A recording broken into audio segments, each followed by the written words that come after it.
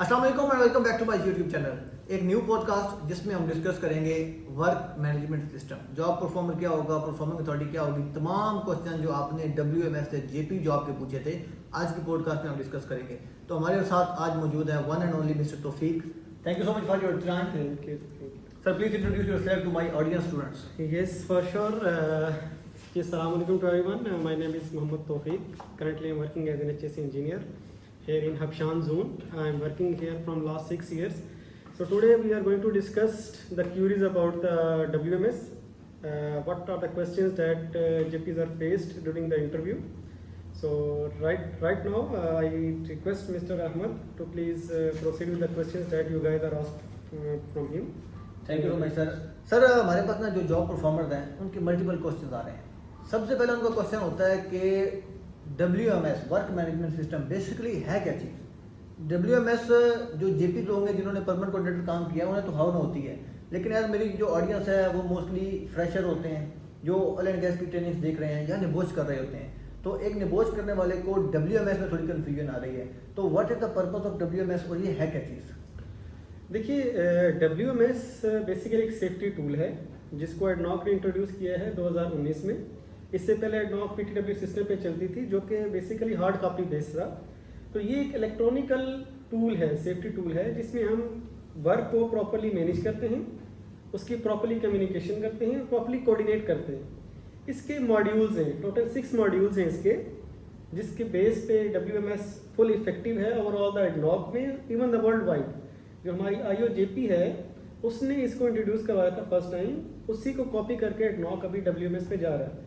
So basically it's nothing but the safety tool to ensure that the work is going on properly with proper communication and coordination. Okay, thank you so much sir. आपने discuss किया कि इसके अंदर different modules हैं, तो वो modules क्या चीज़ cover करते हैं? एक फ्रेमवर्क कवर करेंगे, हेल्थ को, सेफ्टी को, एनवायरनमेंट को, या कुछ स्पेसिफिक होंगे परमानेंट के रिलेटेड क्या होंगे? अगर कहीं थोड़ा सा उसको गो थ्रू देते तो। देखिए, अगर हम बात करें इसके मॉड्यूल्स की तो हमारे पास सबसे पहले आता है इसका परमिट टू वर्क, कि हम परमिट को कैसे लेंगे और कैसे उसको लेके आगे चलेंगे।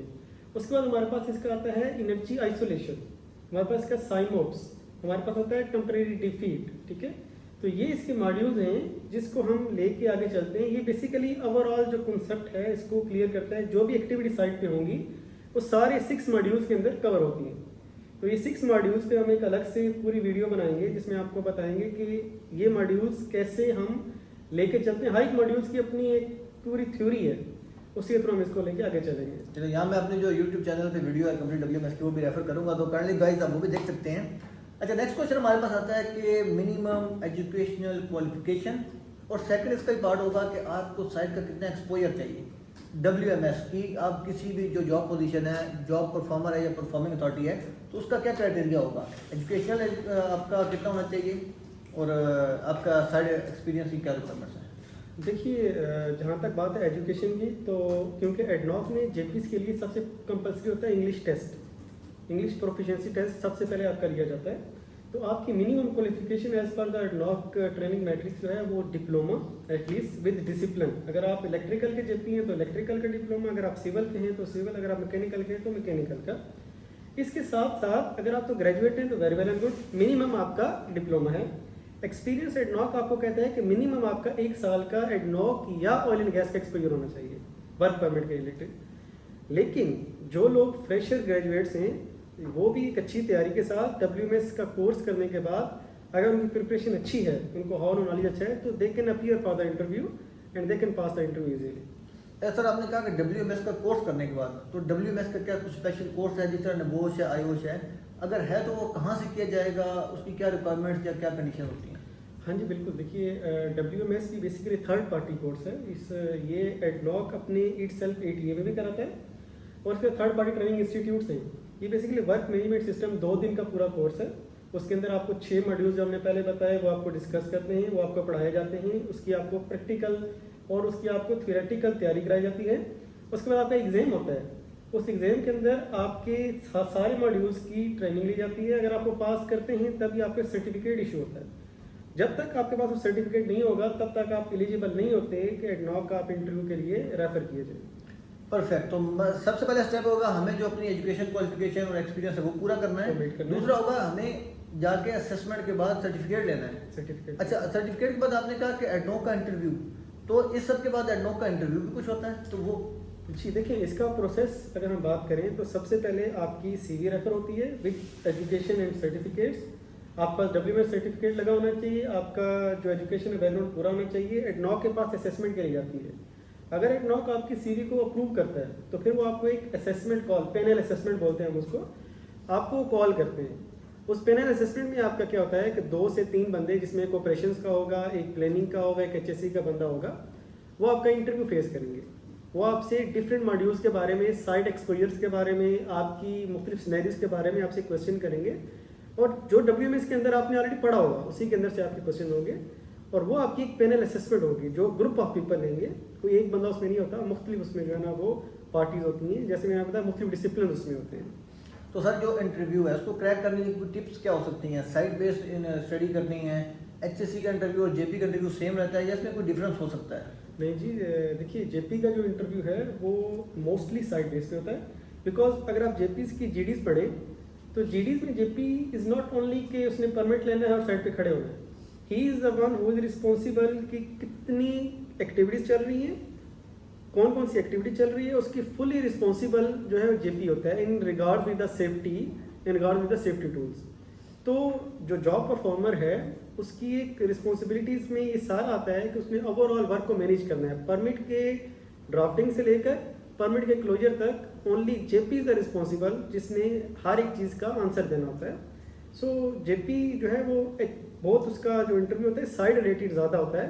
सो आपको एक्सपोजर होना चाहिए या एटलीस्ट नॉलेज आपको होना चाहिए। परफेक्ट हो गया सर। एक जो JP डिवाइस यूज़ करते हैं, मोबाइल की डिवाइस, उसका पर्पस क्या है? वो किस तरह की डिवाइस होती है, उसमें क्या स्पेशल है? देखिए, जैसे अभी हमारे पास ये एक मोबाइल है तो इसमें एंड्रॉयड ने या एप्पल ने अपने कुछ एप्लीकेशन इंस्टॉल की हैं। इसी तरह एडनॉक ने जो WMS डिवाइसेस हैं जिसको हम बोलते हैं, उसके अंदर एक एप्लीकेशन इंस्टॉल की होती है सैप फ्यूरी या वन एडनॉक भी उसको बोलते हैं। उसके अंदर जितनी भी हर एक JP की अपनी आईडी होती है, हर एक परफॉर्मिंग अथॉरिटी की अपनी आईडी होती है। तो JP के पास जब परमिट आता है तो उसको कॉल आती है PA की तरफ से या उसके AA की तरफ से कि now your permit is live, this is the permit number, अपनी डिवाइस पे जाके आप परमिट एक्सेप्ट कीजिए। तो वो क्या करते हैं, उस डिवाइस को यूज़ करते हैं परमिट को इलेक्ट्रॉनिकली एक्सेप्ट करने के लिए।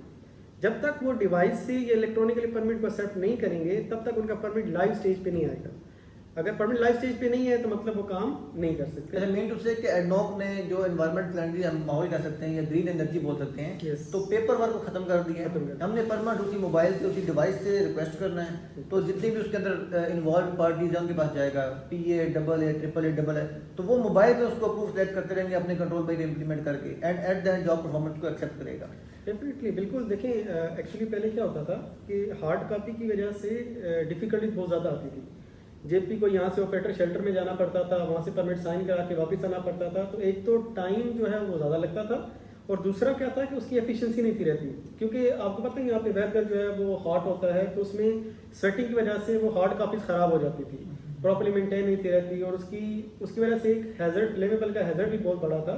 वो कॉपीज प्लांट के अंदर लोग रख के आ जाते थे। तो एडनॉक ने जो रिस्क मेजर किया था वो ज़्यादा था, तो उसकी बिना पे ये सारा भी इलेक्ट्रॉनिक सिस्टम है। इवन हर एक अथॉरिटी, चाहे वो आइसोलेटिंग अथॉरिटी है, चाहे वो डिफीट अथॉरिटी है, चाहे वो परफॉर्मिंग अथॉरिटी है, वो भी सिर्फ इलेक्ट्रॉनिक्स पे ही आ रहे हैं। परफेक्ट हो गया। अच्छा सर, इसके अंदर एक तो हम PTW कोऑर्डिनेटर में जॉब परफॉर्मर को लेके आते हैं, एक होता है परफॉर्मिंग अथॉरिटी। अब परफॉर्मिंग अथॉरिटी का क्या रोल होता है, और उसको परफॉर्मिंग अथॉरिटी बनने के लिए JP अप्रूवल पहले लाजमी चाहिए या डायरेक्टली कोई आदमी जॉब परफॉर्मर से परफॉर्मिंग अथॉरिटी बन सकता है? नहीं, देखिए, परफॉर्मिंग अथॉरिटी जो होता है वो बेसिकली आप कह सकते हैं सुपरवाइजर होता है JPs का। इन शॉर्ट वर्ड अगर हम बोलें या सिंपल वर्ड हम बोले तो परफॉर्मिंग अथॉरिटी जो होता है वो सारे प्लांट का उसके पास मैपिंग होती है, और वो ही IWAP मीटिंग में जाके प्रेजेंट करता है कि नेक्स्ट डे हमें क्या करना है।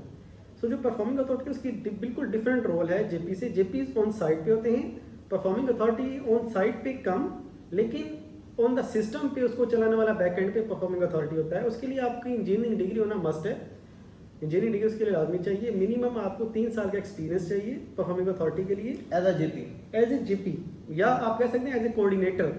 JP लफ्ज थोड़ा छोटा है, कोऑर्डिनेटर थोड़ा सा JP से ऊपर होता है जो मुख्तलिफ JPs को कोऑर्डिनेट करता है। तो एज ए कोऑर्डिनेटर आपके पास होना चाहिए, आपकी एजुकेशन लेवल अच्छा होना चाहिए।